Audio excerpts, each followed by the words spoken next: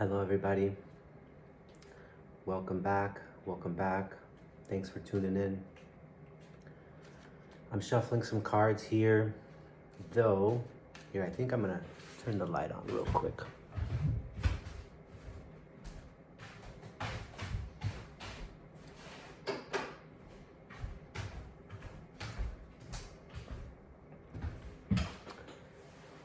So I feel called to just speak on a few themes and share some of the downloads that are coming through for me. I use tarot as a tool to just gain self-awareness, and I use it as a tool to journal and to get clear on my inner dialogue, which I believe is the undercurrent of all activity. And so though I'm not using tarot all the time, I use it as one of my tools amongst many to, like I say, come to myself, to come to a connection with that inner dialogue. And my intention behind my videos, behind my messages, are to more so use the content as a tool for awareness of your own self-dialogue. I am just another voice outside of you, but there is a voice within you that is interpreting what it is I'm saying, and vibrationally, I feel that there's a collective of individuals. We go through very similar vibrational experiences, and by sharing ideas and making the intention, empowering yourself, right, to come to center with your own inner dialogue and your own behavior and your own values and your own feelings about the world and what to do about it. And so as I continue this journey of learning to improve on the use of my tools, I empower myself to always have the tools point back at myself. So this week I've been reflecting on pain and pleasure and how they motivate us to essentially do so much of what we do. A lot of our activity is based on avoiding pain, gaining pleasure. And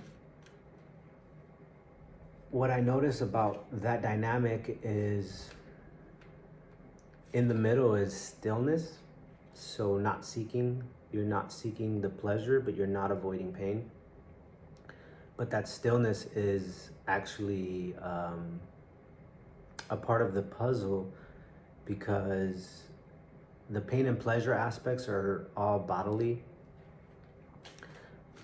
things, which we have a body, but we are not a body. We are souls, or we're spirit, or our identity doesn't stop at the body. And so when we have these thoughts that sort of give us a very tight view of the world, so that we are constantly just worried about self-preservation, accomplishments, not to say that any of those things are bad. It is just a way of being, and remembering that the stillness in the now moment, when you're not seeking, when you're not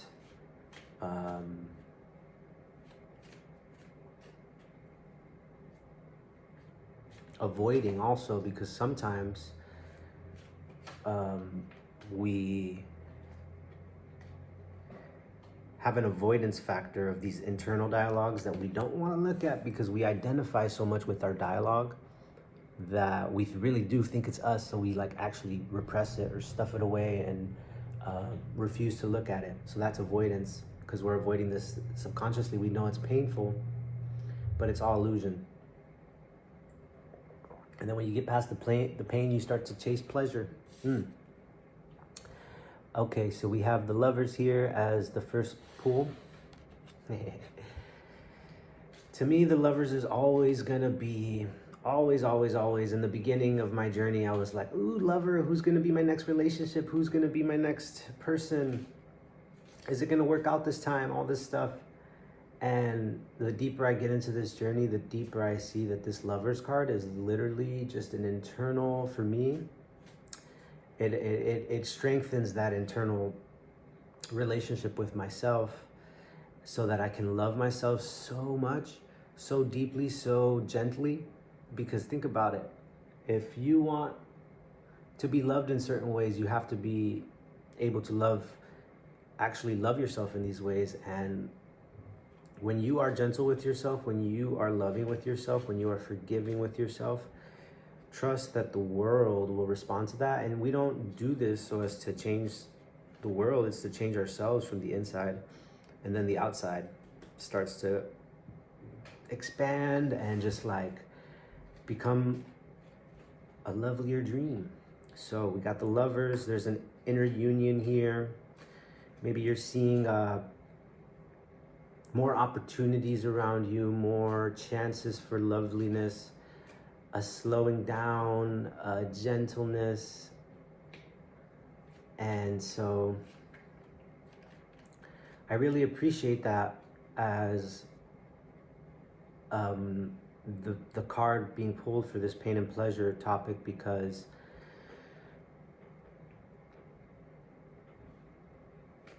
when there's the love, there is no chase anymore, there is no avoidance, there's that stillness.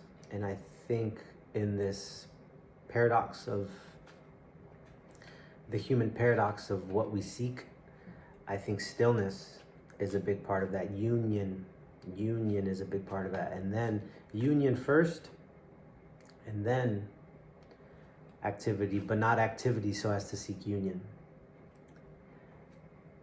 And that's the Lovers card there. You're blessed, you're under the angel's wing when you're like union, when you're within yourself. Because then no matter what happens, you're gonna recognize that it hasn't, well, it depends on the dynamics that we pull into relationships. So if this is a relationship for you, things could come up. But we have the Lovers card, okay. Next. Yeah. Ooh, the Moon card. And so, yeah, I'll keep sharing some ideas because I have some notes here. Forgiveness as a means to end learning, something that I wrote here. I've been also playing with this idea of, so we have the pain and pleasure, the motivating factors for all of our activity, and sort of reflecting on clarifying some of those activities in our lives that are actually aligning us with stillness, presence, love, joy, peace, calmness, gentleness, hope, faith, like all that positive stuff, instead of like a constant, just like hunger. And I kind of love that the Moon card came out here, because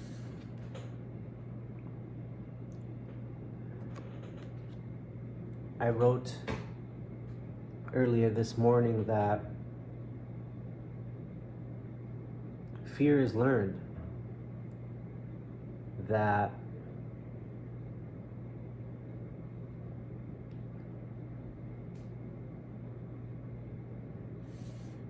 we're born with love. We are born with love. We are born knowing love.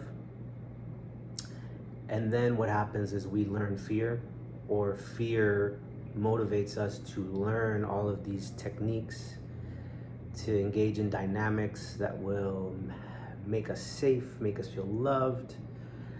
And so as you get older, your new foundation is a learning of something that is the opposite of love.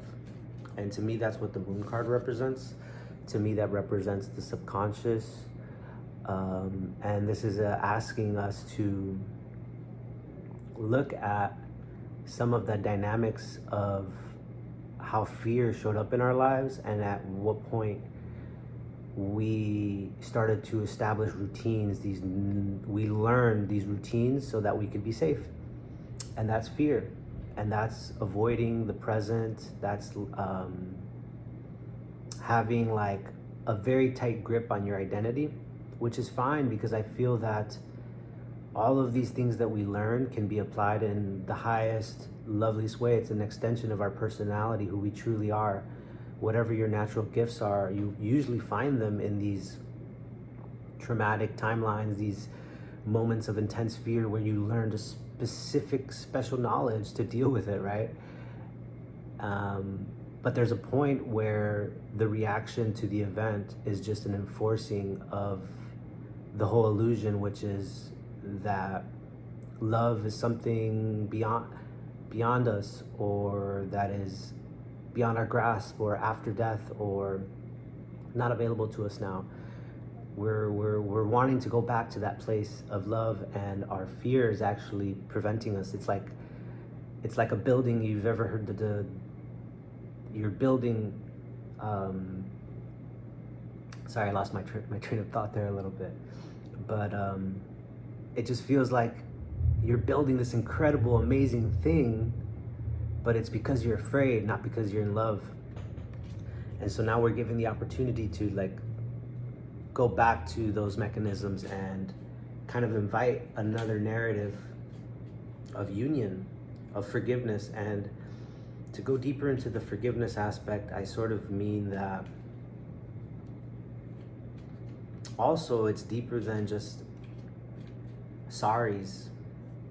To me, forgiveness is a recognizing that all of those situations that pull this version of you out of you,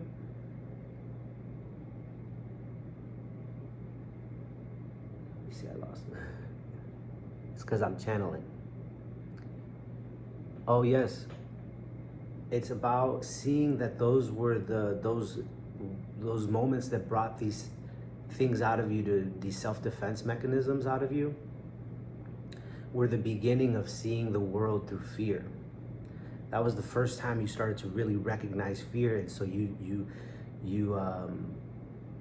started to notice it and create around it, and you accepted it as a normal part of the situation. And it's not, because forgiveness is about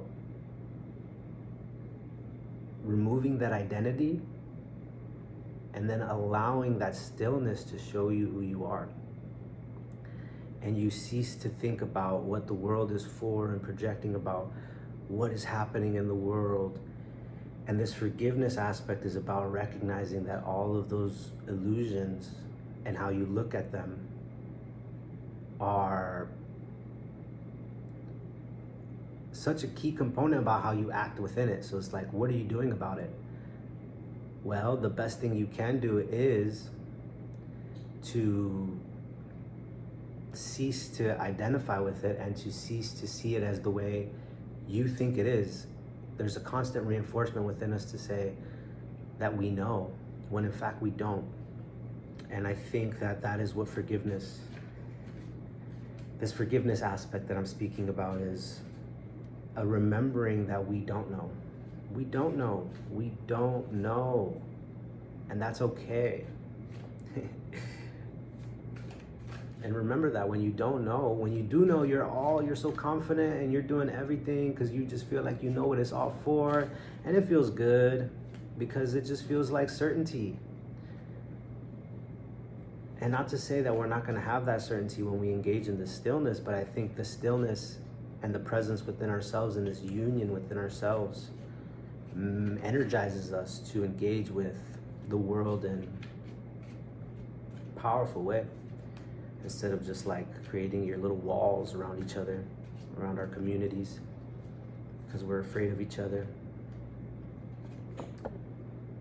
The Wheel of Fortune. Wheel of Fortune.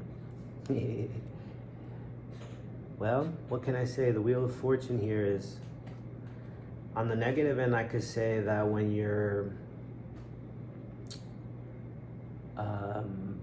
so identified with your body, with let's just say you have fitness goals or even financial goals.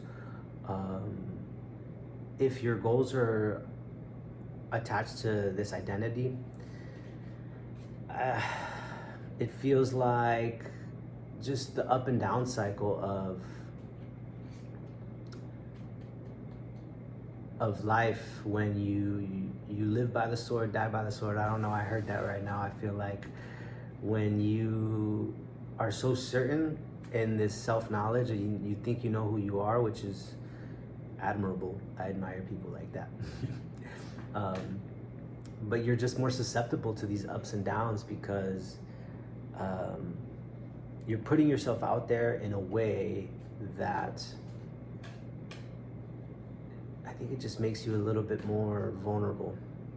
But in the higher end, I would say that this Wheel of Fortune is telling me that when you are in the lover's energy, in this self-union, and you are doing this recapitulation of your subconscious, your dynamics, the way you show up in all the relationships, in your relationship to everything, to your environment, to the people around you, to your romance, to your work, you're gonna be in this Wheel of Fortune energy. You're gonna be in this like up and down, kind of new things happening, but you're gonna be centered.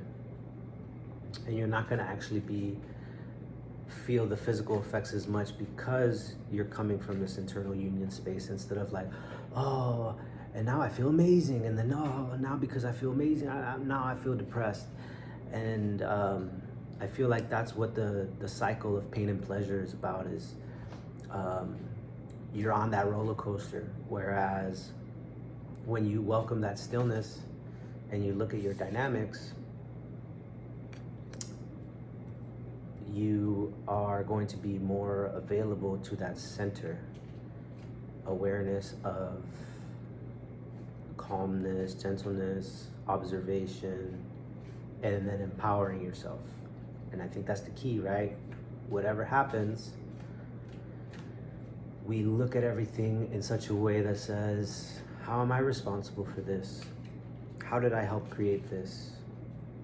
And it's not that you blame yourself, but you come back to that centering so that you can take the right activity, so you can make the right move, so you can fix the problem, not become a victim of it. Okay, I'm feeling pretty good about this reading. Maybe consider wrapping it up. Here we have, just to kind of continue on the aspect of forgiveness, I think that as we dive deeper into self-union and we start to experience these lovely manifestations because of it, and we remember that those manifestations are because of this inner union we're having, and this magnetism that occurs because of it, it starts to pull all this loveliness towards us. And I think that's what the stillness is about here in this reading, is that as you welcome more stillness and you welcome more presence and you welcome more, you allow all of the chasing, all of the anticipating and aspiring, and you all let that cease and come to a sort of a completion within yourself, then you are really creating this room in the physical world you've taken all your power, your activity out of it, and now you're putting it back into yourself, so that when you do make that activity, it's just like way more powerful, way more magnetic, way more intentional, changes lives.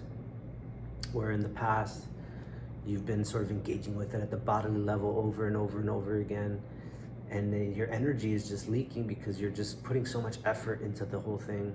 And this moment right now is about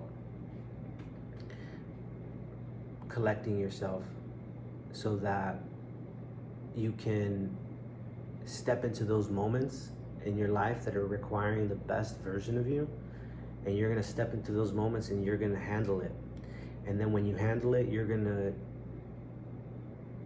remember that you're gonna come back to yourself, and you're gonna come back to your fortress, and you're gonna come back to your inner dialogue, and you're gonna come back to protecting in a sense, because right now is a little bit more of a vulnerable time. So we need to take that action, but come back to ourselves consciously. Put the phone away, journal, meditate, voice journal, do some tarot, go for a walk. Let go of everything you thought it was for, because all that matters is how, not all that matters, I don't want to speak in these black and white terms, but taking that right action instead of just like action. 1,001 right action could make up for 100 wrong actions. So we take the moment, the stillness, to take that step. I've been getting this card a lot this week, 8 of Cups, and I feel like this is a confirmation of sort of the energy today, that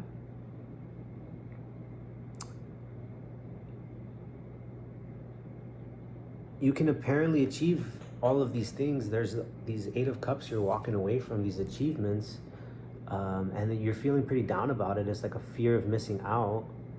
And maybe this is how we feel when we're like constantly achieving these bodily identity goals, is that it's exciting, and a lot of our lives have been sort of around self-growth and achievement and becoming the greatest version of ourselves, but yet it lacks something. And so all that activity is showing us that it really, at the activity level, at the behavior level, it hasn't offered any sustaining satisfaction. And so we're recognizing that now, and we're stepping away from looking at the world as an achievement or something to be accomplished or something to gain. And you see the little moon up there, which I say is also continuation of the subconscious theme. Maybe even so, we're getting so clear on these dynamics that we can actually spot them and walk away. And that walking away is that walking within. Walking into yourself, coming into yourself, creating that intentional space for yourself. Because you know that those 8 of Cups are just sort of a continuation of the illusion. Okay. With that being said, I feel like that's a good reading. I will pull just a couple more cards just to kind of welcome some activity, some intentional steps for us as we move through the day, through our moments.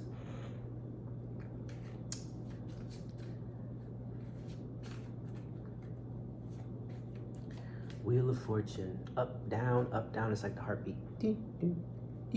Ooh, tower moment. I am personally in a tower moment myself right now.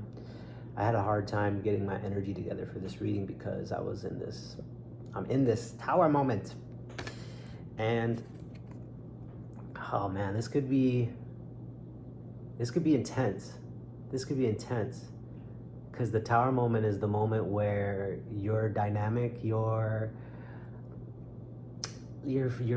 result of how you handle fear is not sustainable, because it's all yourself, your limited self's knowledge of the past and how you handled certain situations, just reinforcing itself over and over again.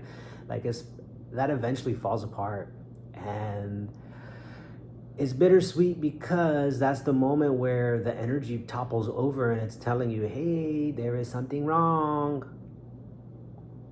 Peace is like our state of mind, but when there's something wrong, that's what our inherent will be deserves peace. But when we involve ourselves in the fear dynamics and they topple over, we can either, it's an opportunity to accept as with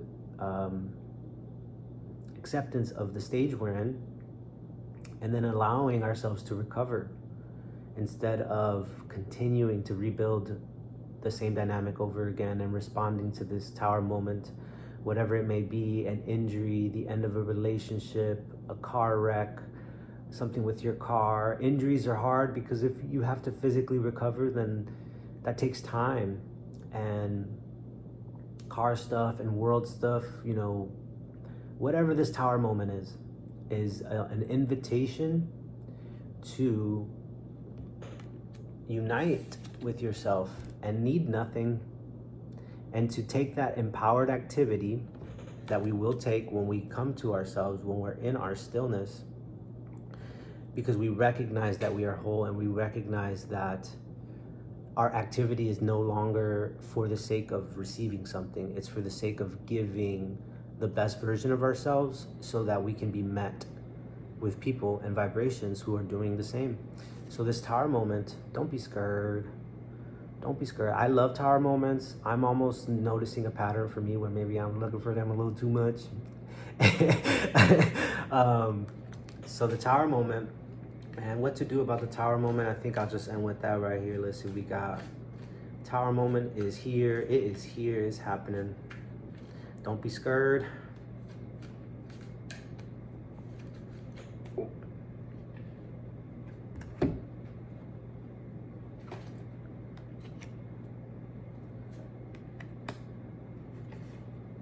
We have, interesting, we have 3 8s in this reading now. We have eight of swords and 8 of wands and 2 of cups. These kind of all came out in the same breath, so I just am rolling with it.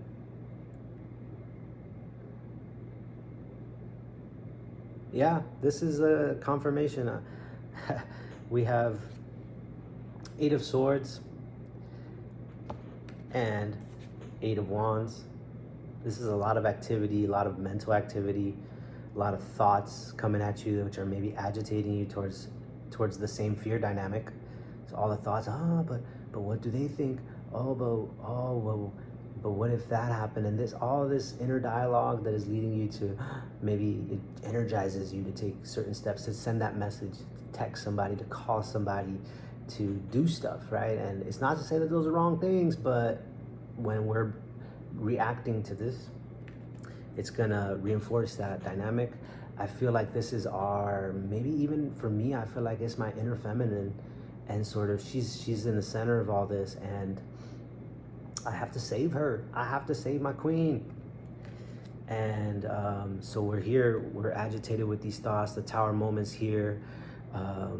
We gotta save the queen, we gotta save the feminine, we gotta step into our self-savior, stop being saved, but save ourselves. And here is that, just a continuation. This two of cups here, this is union, this is giving, remembering. All that activity, all that stuff outside of us is a reflection of the inner state. And the more we align with that inner state, the higher chances for higher quality experiences, more lovely, more spontaneous abundance. It's all you. It is all you.